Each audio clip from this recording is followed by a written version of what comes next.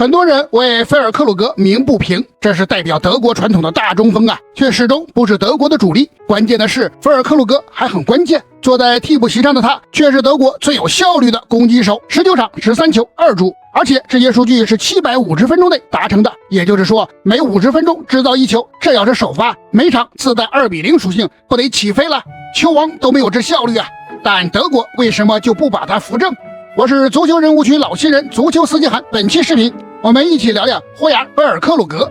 菲尔克鲁格和德国的上一代中锋比尔霍夫有点像，职业生涯挺坎坷，少年时天赋异禀，成年后却突然寂静无声，低级别联赛游荡多年。菲尔克鲁格13岁就是十里八乡有名的天赋少年郎，被2连挖进入不莱梅青训重点培养，曾在不莱梅游子号青年队单赛季打进20球。德国老一届头球怪兽赫鲁贝氏十分喜欢他，带他进入德国 U18 到 U20 国家队，穿上的还是在德国意义重大的13号球衣，在俱乐部19岁就打上德甲，作为双前锋的替补，偶尔还会去客串前腰，看上去未来就是一条康庄大道，世界即将被踩在脚下，结果自己却被世界踩在了脚下。和 U18 国家队的队友吕迪格和德拉克斯勒不同，菲尔克鲁格的职业生涯那是跟在坦克后面散步，尽是坎坎坷坷，坑坑洼洼，崎崎岖岖啊！其中伤病是最大最多的那些坑。12到13赛季，20郎当岁的菲尔克鲁格在不莱梅刚开始有连续的出场机会，就遭遇到了膝盖软骨伤病，以为是人生路上小风雨，过去之后就是彩虹。结果伤养好了，赛季也结束了，自己在不莱梅也没有位置了，还没有打出名堂呢，同级的德甲也没人理会。菲尔克鲁格便被租借到了当时在德乙的菲尔特，21场6球1助，表现还可以，球队也朝着德甲冲过来了。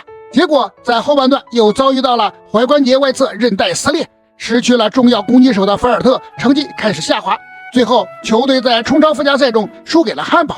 这样的菲尔克鲁格被认为太脆弱，属于熊瞎子敲窗户，一拍就碎。不莱梅不要了，打个骨折不是打个半折，以30万欧元的价格甩卖给了也是德乙的纽伦堡。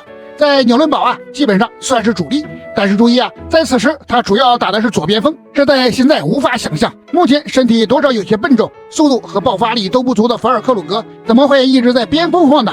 但效果却还不错，3球7助，和拜仁青训出品的亚历山德罗·热普夫并列成为球队的助攻王。但从25轮开始，菲尔克鲁格又因为膝盖软骨损伤缺席了剩余的比赛。赛季后半段的菲尔克鲁格不是玻璃人，而是小雪人的，天气热一点就要化掉了。经过几次受伤，菲尔克鲁格的速度和爆发力受到了比较大的影响，但祸兮福所依，他的身体对抗能力和投球能力显得更为突出。在纽伦堡的第2个赛季，菲尔克鲁格被重新安排回了中锋的位置上，35场比赛15球4助，队内名副其实的第一射手。这个赛季后半段没有受伤，而是咣打进10球，纽伦堡也从中游一路稳定到了德乙第3的位置上。可惜不同的过程，同样的结局，和几年前在菲尔特一样，纽伦堡也在升级附加赛上输掉了比赛，没能升甲成功。这多像人生啊，兜兜转转不停努力，结果却还是一样。结果一样吗？还真不一样。因为出色的表现，菲尔克鲁格被刚刚降级的汉诺威96以220万的高价收入门下，要重返德甲。你以为菲尔克鲁格会拿到爽文剧本，开启一场逆袭吗？并没有。菲尔克鲁格在这支德甲降级队的竞争中，并没有占据多少优势，打29场，只有一半是首发，5球3助，在整个队伍里面排第4，比大腿奥地利人哈尼克差的不是一点半点。很多人对菲尔克鲁格很失望，认为他不过就是德乙一般水平，4年德乙生涯也证明了这点呐。虽然汉诺威96以德乙第2身份重回德甲，但菲尔克鲁格一定没法适应，很快就会被转卖回德乙。更何况回到德甲的汉诺威又重金引进了巴西前锋若纳塔斯。菲尔克鲁格的数据表现也很符合他们的预期，赛季前8轮6次首发，没有一粒进球。不过汉诺威此时的教练是布莱滕赖特，他很喜欢利用菲尔克鲁格在禁区里的支点作用，依然给他机会，然后重新适应德甲的菲尔克鲁格知恩图报，用一粒进球回报主教练的知遇之恩，而且开发出擅长比赛最后阶段进球的被动技能，多次绝杀、绝平和逆转。对奥格斯堡梅开2度逆转，对沙尔克86分钟绝平，对斯图加特50阶段绝平。整个赛季36场16球3助，啪！那些看清菲尔克鲁格的家伙脸火辣辣的疼，但命运没给你开启一扇窗，就非得给你关上一扇门。刚刚证明了自己的菲尔克鲁格正要起势，厄运又一次来敲门了，又是伤病，又是熟悉的膝盖软骨损伤，又是赛季后半段。不过这次还没到天热，菲尔克鲁格就化了。18到19赛季从第16轮到结束，他就因伤病只打了4分钟，而这次伤病还是组团来的。菲尔克鲁格刚刚恢复并回归不莱梅之后，仅仅打了4场德甲，又遭受左膝十字韧带和外侧半月板撕裂的重伤，缺席了26轮。你以为这就完了？紧接着的赛季又因为小腿、膝盖和脚趾缺席了近一半的德甲比赛，然后不莱梅也降级了。要是一般人估计都心灰意冷，考虑退役了。毁灭吧，赶紧来！但菲尔克鲁格偏不，要向罗伊斯看齐，一次一次的拍拍身上的灰尘，振作疲惫的精神。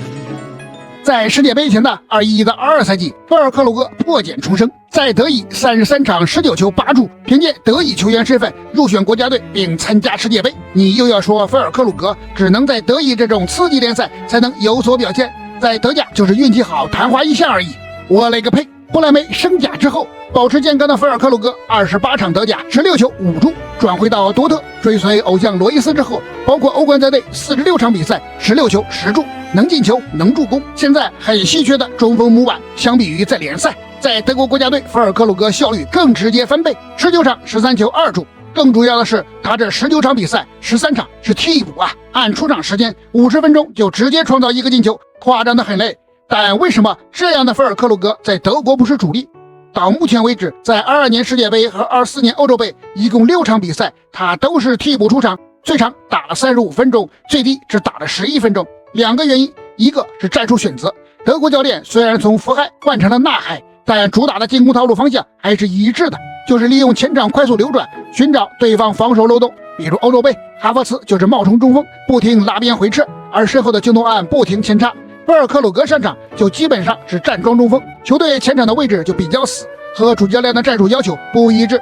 第二是田忌赛马，在德国国家队，菲尔克鲁格虽然不是首发，却也是被引入的后手。在对方防守被德国穿插和游走的前场3人组折腾了大半场之后，德国换上菲尔克鲁格，一打对方防线不能及时适应，二打对方体力槽变空，对抗性下降，让菲尔克鲁格体现出更强的比较优势。这或许还真是使用菲尔克鲁格最好的方式，也因此成就了他超高的效率。我是足球司机韩，客观看足球，理性拔真相。如果您还喜欢这样的视频，不妨关注点赞，咱们每周至少见4次哦。Niklas, wer sitzt als erstes beim Frühstück bei euch?